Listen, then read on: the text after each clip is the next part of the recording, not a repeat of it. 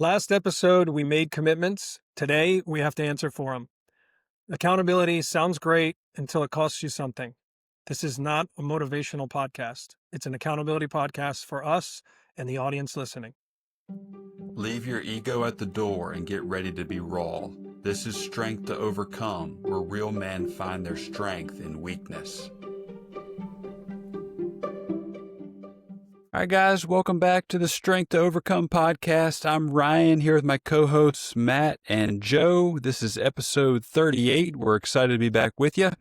And guys, we're really diving into this accountability thing. Last week, we kind of launched what we dubbed the accountability circle, and we made some commitments last week, and we got an answer to them today. So I want to dive in quickly with how we all did, and then we'll jump into some insights on each of our journeys as it relates to that. But Joe, let's start with you and tell us a little bit about your commitments and kind of where we are on your stuff. I committed to selling my truck, following back staying true to my trading rules, and then also added one VO2 Max. And I happened to, this week was pretty awesome. I crushed them all three of them. I put my truck on Facebook and I had no hits. And then over the last 3-4 days, I had a number of hits and finally got a price that was over what I owed. And I never would have got that with a dealership. Waiting patiently helped a lot. And so now Monday, I go to the bank. They're going to cut me a check, sell the truck, and then the next goal is to find something. So haven't done that yet, but I'll get to it. And the second thing was my rules. And instead of just following the rules, I went back and made sure that they were something that I was willing to follow. And I tweaked them, adjusted them, and now on my whiteboard above my computer has my rules, and I don't deviate. Those will be my rules all week. So I look forward to staying with those. And then the last thing was the VO2 Max. And that's a funny story about the VO2 Max. Halfway through the week, I went for a quick jog around the corner, and my left knee was like, my gosh, yeah, that's not good.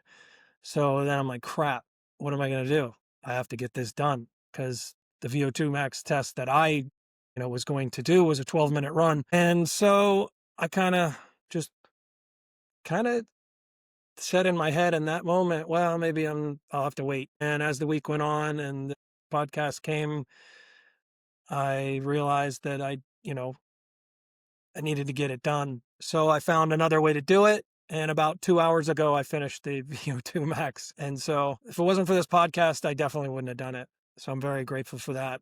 And that's basically what it made me realize, that when I'm held accountable, I get shit done. That's good stuff, Joe. I've got a couple of follow-up questions on that, because I know that a day or two ago I talked to you and there wasn't any hits on that truck, and we talked a little bit about the fact that you wanted to go through this process with or without anyone actually buying it. It was something that you needed to learn from so that in the future you don't make these impulsive decisions that ultimately don't really have to happen straight away. So walk us through the feeling that you got out of that moment where you realized, I'm going to sell this truck for a little bit more than what I owe, compared to what you were going to do a couple of weeks ago, where you're just going to drive it into a dealership, toss them the keys and say, hey, put me in something else. Yeah, it solidified, you know, basically that patience pays off, right? That, you know, it's solidified for me personally that I need to take a step back. Even if you make a decision, make sure that, you're exhausting all your options, exhausting everything before you just pull the trigger just because you made the decision. Yeah, so that I was pretty stoked, actually. And yeah, it feels good. Feels good to do it. I'm selling through a, private buyer, so I don't have a vehicle, which is, a little, I've never not had a vehicle. So tomorrow, um, I'm going to take my son's electric bike in the back of my truck. I'm going to go to Chase Bank, hand over the truck, and ride the bike home. So that'll be a little humbling experience. Well, if you wouldn't mind, just watch out for me as I come flying through any intersections. Everybody knows, or at least those that have been following this for more than last week, will have to go back and look at an episode there where we talked about me getting a set of wheels to do something similar on. So it's kind of ironic that this moment is happening, and not only the fact that you're going to ride the bike home, but you've learned a valuable lesson in valuing the money that this decision reflects, right? You don't have to give us the number, but can you tell us what sort of impact the extra dollars has that has created that joy? Well, what it's done is it's allowed me to be more in the driver's seat, where before, going to dealerships with negative equity, you're already way behind, right? You're already losing a lot of money monthly. So this is going to allow me to, it allows me to actually take even longer of a pause, because, right now we have a vehicle. So I don't have to do this right away. I was talking to my wife about that, that maybe we'll just have one car for a little bit, see how that goes. If it gets too crazy and hectic, then, we'll address it then. But for now, it just puts me in the driver's seat is the way I like to see it. There's the way I like to put it. Congrats on making that decision and actually seeing it follow through. I think sometimes there's a lot of people out there that might have that mindset of he who hesitates is lost, right? Gotta go, gotta take the opportunity. But there are also times where, the early worm gets eaten, right? That whole, the early bird gets the worm. It's like, okay, well, what about the early worm that gets up, right? He gets eaten. So, I mean, there's always two sides to the story. And so in this case, you're sharing a story where you actually did the opposite of what you normally do and you've seen the benefit. Now, that doesn't mean you always hesitate in the future. There might be an opportunity you don't want to miss. But in this case, you've learned a valuable lesson about being patient. And I think that's worthy of praising and giving you some fist pumps through the recording here. So well done on that, man. That's awesome. Yeah, I appreciate it. This week was 100%, but for people listening, not every week's going to be 100%, but I'm going to take my victory lap and, on it. Yeah, come see me in the gym. I'll take a look at that knee, see what you've buggered up. You're not Yeah, 25 anymore, mate. I was able to do the skier, and that was actually, it's kind of cool because what it did also was force me to learn how to use it properly, because so then I've had that thing in my gym, in my garage gym for a long time, and I've just kind of guessed how to use it. And now I know exactly how to use it, the cadence, the rhythm, and the technique. And so now I have a baseline and I can build off that. So it's kind of nice because it's low impact. Well, it's funny you'd bring that up. I think, Ryan, you remember back at some of the 180 days, I've actually got footage of you blasting out the gym record on that ski erg and then collapsing shortly afterwards in conjunction with doing the rower as well. So I'm sure you've got some Nice. flashback here as Joe learns how to use his in his garage. I think I bolted that to the wall a couple of years ago. So nice to hear you finally used it. But I know, Ryan, you really took after the ski erg when we had it back at 180 back in the days. Yeah, that thing's brutal. Yes, the ski is, and like Joe said, it's a lot of people don't use it correctly and or don't really know how to sync things up to make it work right. And it's way harder than the rower. That your numbers on the rower are just not going to be comparable to the ski unless you're super advanced. But yeah, that thing, there's quite a few sweat stains on the floor of that thing back at 180 Fitness, and it's a beast.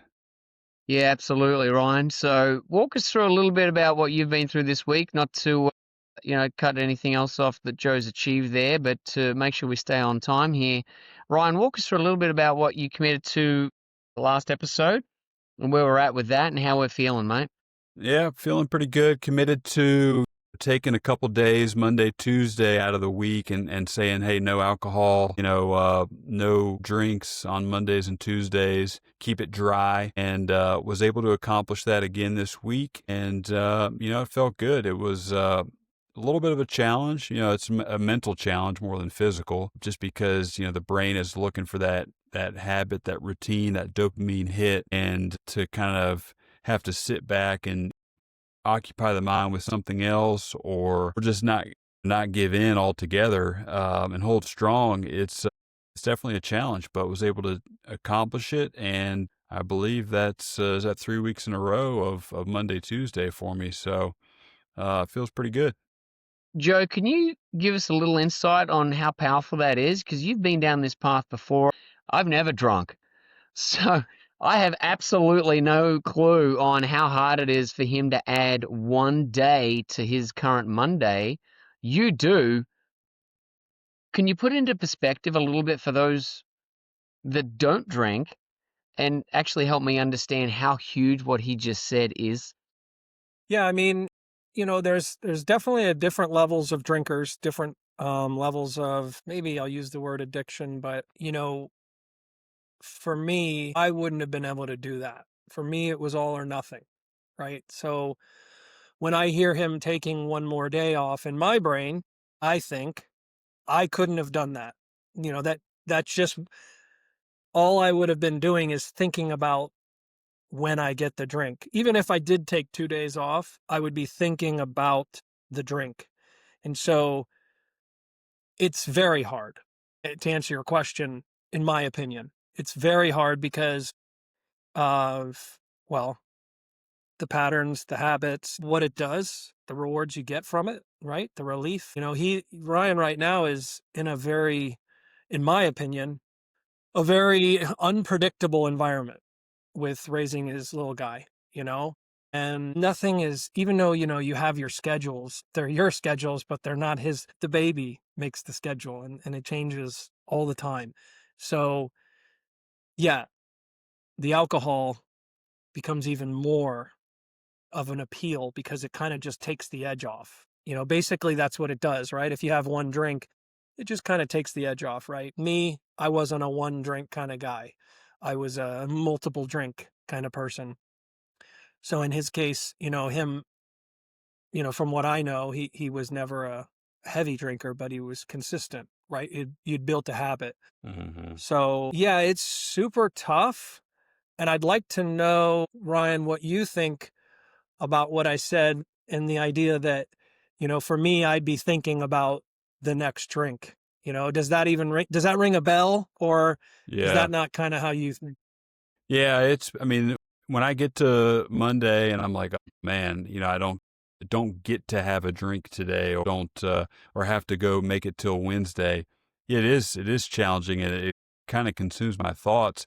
But what I've realized over the last few weeks is they've dissipated a little bit, just to where it's gotten a little bit easier over the last few weeks. And interestingly, it's almost lessened the craving throughout the rest of the week, which, I didn't really know that was going to be the case. I thought it would be like a floodgate would open up, on Wednesday, Thursday, Friday, whatever. But it really hasn't been that way. And it's a little bit relieving to know that the work that I'm putting in, the things that I'm doing on Monday, Tuesday, are really, they're making alcohol less of a factor in my life, if that makes sense. And I didn't know that was going to be the case. I started this process of just trying to have a couple dry days, but what it seems to be accomplishing is it's reducing that influence that alcohol has had over me. Let me focus on more healthy things in my life, like my family and my overall health. So I'm excited for that. It's powerful. That's pretty awesome to hear. That's exciting. I love to hear that. Yeah. So Ryan, when you do get to Wednesday and it has dissipated a little bit, is there still that fear going inside of your own brain to make sure that Wednesday doesn't become a floodgate kind of night? a little bit, but like I said, it's almost dissipating throughout the weeks now, to where, Wednesday rolls around and it's like, okay, yep, that's, I actually kind of like how I slept the last couple nights, and I like how I felt, the last couple mornings. So let's not go crazy here and mess things up for the rest of the week. Like last night was a Saturday night, before we recorded here, and I just poured one drink and had one drink, and that was it. And it wasn't a big deal, and didn't think much else about it. So that's kind of where we are with that. It's been actually kind of nice. So, as we move into the next week, I'm looking forward to kind of doing the same thing as we go along, but just kind of building off of it. Yeah, and I think it's nice for the audience to hear, because I certainly can't speak to it in that realm, that there's different ways to go about this. And quite often, we try and tackle something that has plagued us or feels like I can't overcome it. But in all reality, you might just realize there's another way out there to do it. And, obviously you two have spoken heavily about consuming too much alcohol or alcoholism and, the battles that you've both faced because of that habit. Yet you've both got different ways that you're kind of getting out of the ditch on that one, right? So it's really cool for me to hear that, because quite often I'll look at it and go, why don't you just stop? And we all apply that to our own things in our lives that we don't have a problem with. But when somebody says, well, have you thought of this? Have you thought of that? I think there's a lot of people out there that might go, oh man, okay, so it can be done, right? And get encouragement from both of you having overcome it, or at least in the process of overcoming it through different ways. So I appreciate you guys being open and honest about the challenges that holds for each of you on the same, we'll call it addiction, just for the audience sake. Yeah. Yeah, And absolutely. one more thing, Ryan. So basically, you said it was kind of hard, right, to follow up this week. It was a little challenging. Would you say that next week will be easier based on the rewards you've been getting? Like, do you already see it being easier, or is it still possibly going to surprise you and be tough, right? Like, is it to that point?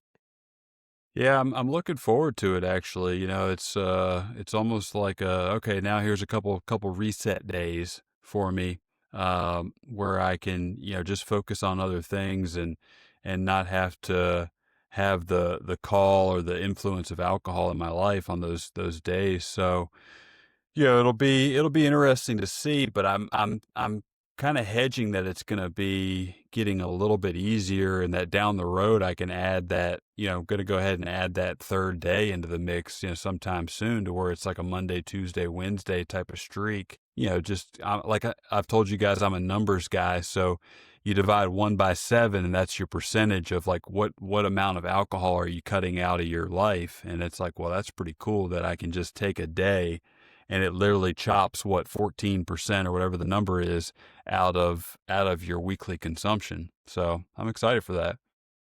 That's a great way to look at it. I think there's a lot of people out there that'll benefit from both vantage points.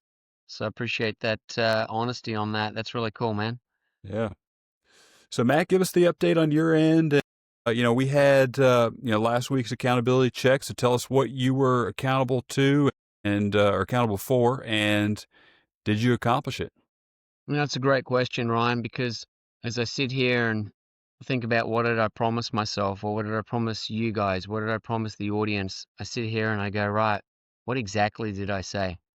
And I've thought about this all week, because I find myself battling something that I believe most people out there are battling. I've talked about this in the fact that there's church retreats or gatherings of people in religious space where, they find out there's a lot of people watching adult channels at the end of the conference day, or, logging into sites. And I remember listening to an episode from a previous guest we had, Jeremy Stolnaker. He did a episode with another guy that talked a lot about being addicted to pornography or masturbation. And this gentleman was an expert and has helped thousands of people overcome this. But in his own testimony, he talks about this process that took him 5 years to overcome, when he was already a lifetime in. So it wasn't this snap decision that he made, kind of like using Joe's not drinking kind of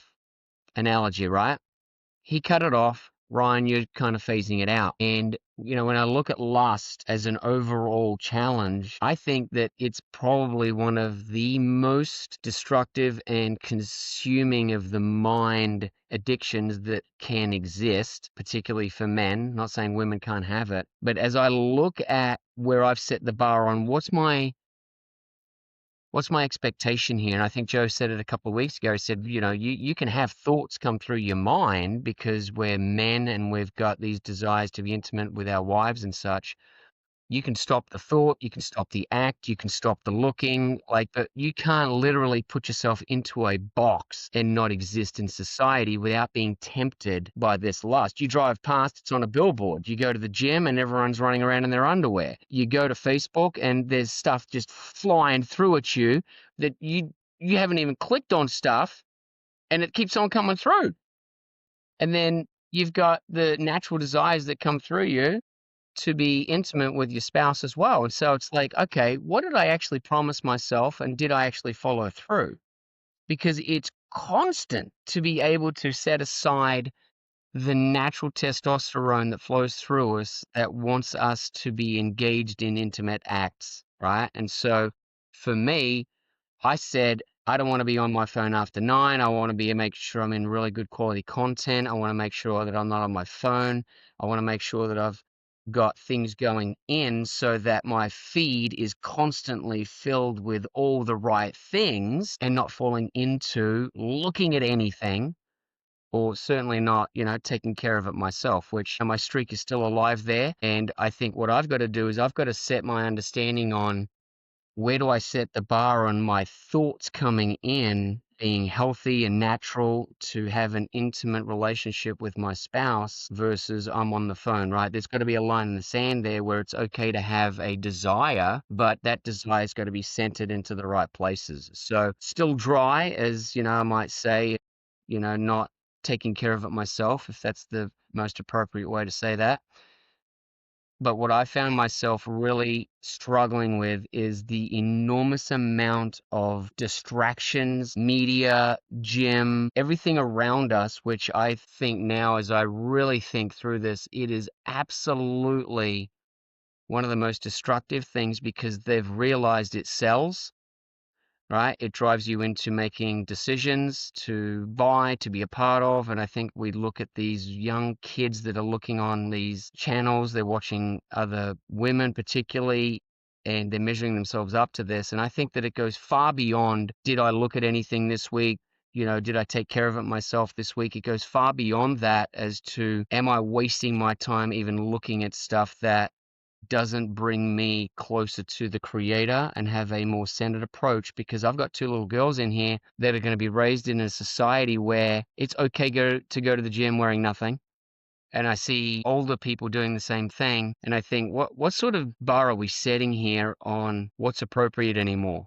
It is absolutely the hardest thing in the world to shut that off when it's being used as the most marketed ploy to drag us in. Right? I know there's a long answer, but I've spent this last week really thinking, how do you shut down your natural desires, which I know Joe's mentioned before? How do you shut it down? How do you shut it off when our DNA is built into us to desire, right? And to have a connection. And if that's not being filled, what do you do with it? Where does it go? So for me, it's been a struggle, because I'm in an environment now where we've got tens of thousands of members, and we've got a social media channel that I've got to check in on, right? And it's constant. Even if you are lasered in, it is all over you, slapping you upside the head saying, here, take a sip, right? Hey, Ryan, it's Tuesday. Have a sip. Because it's there, it's in front of you. It's literally someone walking up to you every single second of every single day saying, here's a glass of bourbon, have a sip. It's not going to kill your streak. You're okay. So I would love to hear from you guys, your vantage point on, how do you really overcome it when it's literally in your face to the point where you almost need to not be in that environment, but I've chosen to be in it? Or if I'm going to be in social media and I'm going to be checking in on my buddies and people in Australia through Messenger and things like that, how do you stay in this world and stay laser focused without feeling like you're failing, even if you're doing a good job? Well, that's a lot. Yeah, I have a lot of things on this that came to my head when you were talking about it. First, I'll say from my own personal experience, when I quit drinking, I was bartending, and I bartended for 7 more years completely sober. And so I know exactly what you're talking about, because 40 plus hours a week, I would go into the bar and make drinks all night, all day. And, for me, it was a little different because I made a decision, because it was a life or death decision for me. So it was either continue drinking and kill someone or die, or stop drinking. So it was a little easier, but most people don't stay in that environment. I made a decision and I cut off all other options. And so what happened was my focus started shifting. So yes, I would go in and I would see all the alcohol and all that, but I started seeing it differently. I started seeing it for what it was, and it didn't have the same pull on me. And over time, it was nothing. It was neutral. And then eventually I had to leave. I had to leave the environment because all the people around were, it was just not a good environment. And so when you say all that, that's what I think about, but it's not as easy as what I just said, right? Like, oh, well, just, change your focus. It is challenging. And I will say that it'll continue to be challenging, but I think Tony Robbins does this a lot in his shows. He has you, like, if you look at my background, take 10 seconds and look for everything that's black, right? Go black, count it. How many things, right? And you give them 10 seconds and then you go, stop. All right, now tell me everything that was red. And most of the time, no one remembers what was red, right? They don't. And so it's that idea that where your focus goes, the energy flows. And when I go into the gym, if I'm lasered in on my task, I don't see all the things you're talking about as much. It's still there, but I remind myself why I'm here. And you did that the other day, Matt. To me, you said, I think you were going through I think you were struggling in some things, stressed out about it outside of work, but you were going into work and you just switched your state and said, I'm here to change lives. Like, that's what I'm here for. That's my job. So every time maybe that lust comes in, you need to continue to tell yourself that story. Like, I'm here to change lives. Does this help change lives? No? Okay. Then it gets tossed away. So that, because it's minute by minute for you. And I know you have social media. Trust me, I am fully aware of, and I agree with everything you're saying. However, there are plenty of people that live in the world that aren't pulled by those things because they have an anchor and they have a deeper purpose and mission, which I believe you have. It's just continuing to remind yourself in those weak moments what's truly important, right? Yeah, that was good. That was a really good way to put it into one sentence, because I do. I've always done that. A lot of people have noted that over my career where they say, man, I know what's going on outside of here, but you never take it inside. Nope. And it's funny you Yeah, bring that up. yeah, you don't. And I admired that. When you said that, I was like, it really kind of, it motivated me too. Because, it's funny, you don't, as friends, you don't, I probably, if we hadn't had this podcast, I may not have ever brought that back up. Right. But when you said that, I was like, man, that's pretty badass. Because I know what you're going through behind the scenes. And for you to, step up for your clients, it takes a lot, right? It takes a lot to just switch and go help people and take all your stuff and leave it. So kudos to you on that, man. Well, it's funny, because I think after you've been back for 90 days, they make you change your password. And this happened probably, I guess, a month ago. I'm in my 4th month now, coming up on 4 months, and it prompted me to change my password. And because I've been with Crunch several times before, it won't let me use some of the previous passwords that I've used.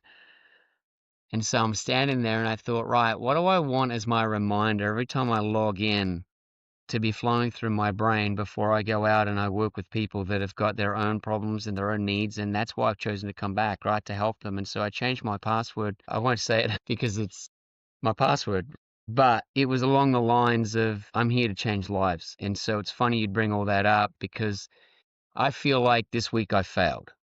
And it's funny to hear your uh, vantage points of your own successes that you've each had this week, but I've put such a high bar on myself to make sure that I don't even let a thought creep in, let alone waste time on a social media, channel or something. I mean, I feel like I failed the minute I let a thought get beyond that. And I don't think it's wrong to have my bar set that high, but I do think that it's helpful when I've heard something like you just said to be reminded that the minute I have a thought that I don't capture and hold right there captive, okay, maybe I haven't failed, but here's what I could do instead. And what you've said there is, is allowing that thought any further or that action any further going to help change lives? And no, the answer is absolutely not. It certainly won't help me in my growth as a man. It won't help me as a husband. It won't help me as a father. It won't help me as a trainer. It won't help me on a podcast, and it's certainly not going to grow strength to overcome, which I think has a lot of potential. So thank you for that reminder that I needed, because this week I felt very down and out about trying to overcome something that's been 30 plus years, and trying to find a line in the sand where have I done well this week? And I've definitely felt short of achieving what you guys have been able to check boxes on. So I appreciate the accountability on that. And I'll go into this week with that new mindset of, is this thought or is this act going to change lives? And I can stop it right there and be a little bit, maybe easier on myself and stop it right there in its tracks. Absolutely. Love it. Yeah, man. It's great stuff, and I'm proud of you. I know you're working your butt off. I know you're committed to this, and every tool we can get to help us, it's valuable. Yeah, there's I guess in psychology they call some of those things, like, what do they call them? Ants, like automatic negative thoughts that creep in. And so, like, that whole concept of killing the ants or killing the thoughts that pop into your mind. And so I think that phrase that you just came up with, from Joe and Matt, I think that phrase that you use to filter your thoughts can be a great tool to kill those ants, kill those negative thoughts that pop in. Even those, they don't have to be negative thoughts, but even the thoughts that don't serve you, you're not responsible for those when they pop up, but you're certainly able to filter them and act on them accordingly. So that's pretty cool. Yeah, I hadn't heard that before. And, it's funny when Joe was saying, I know you're going through some stuff behind the scenes, and it's like, wait a minute, this episode or this podcast and everything we do here is about being upfront and being vulnerable and putting everything out there. And it's not that there's something else behind the scenes, but I think to put myself on in front of the firing squad here, I think that, for me, being in a situation where I've had to rebuild myself physically, I've had to start from scratch financially, and of course, my marriage, which I've documented well and truly above and beyond now, is definitely not in the place that it needs to be, and at any minute could go a different direction. And so I think that, to be authentic to my viewers and listeners, I wanted to make sure that nobody out there thought, well, hang on a minute, I thought you put everything out there. And, what I'm putting out there is that, when your marriage is failing or struggling and you go out and you share it, that doesn't always help it, right? It can damage it, or it can make it even more volatile. And I'm not saying that's what's happened, but it's certainly made it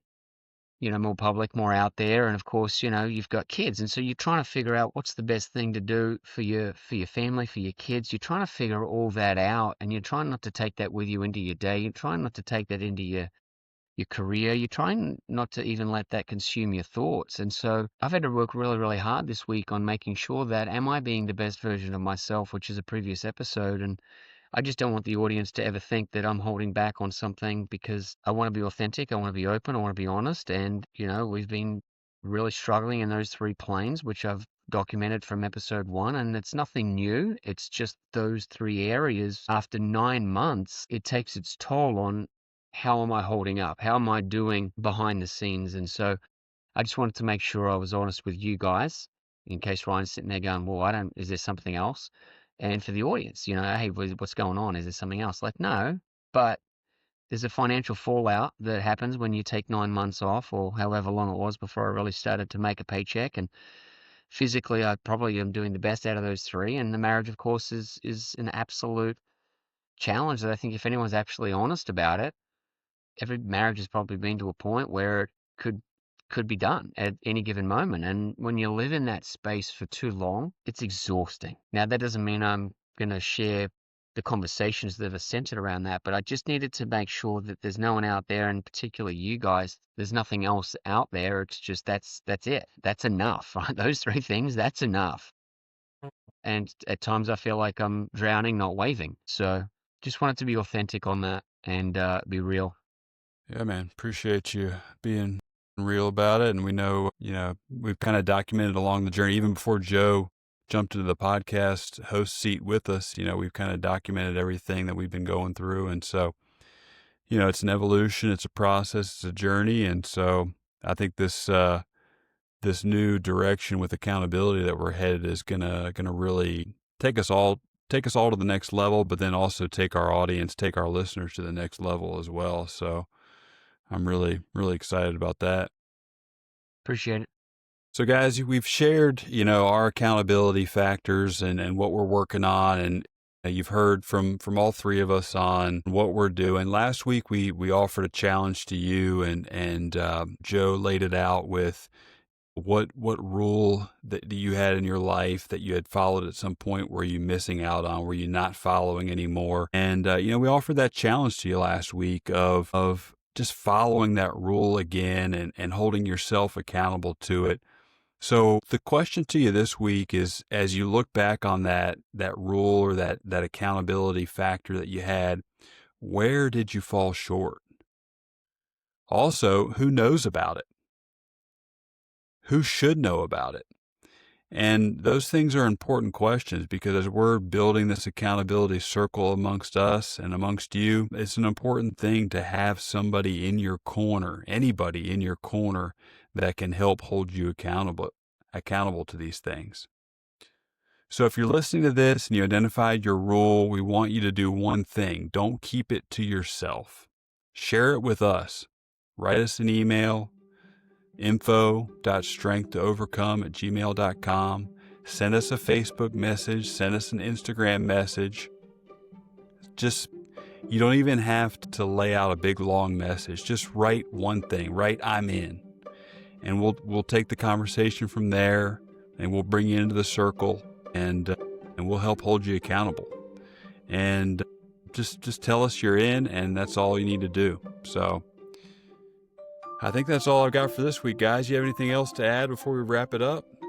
No, I think that's it for me. Powerful message, powerful show today, guys. Thank you.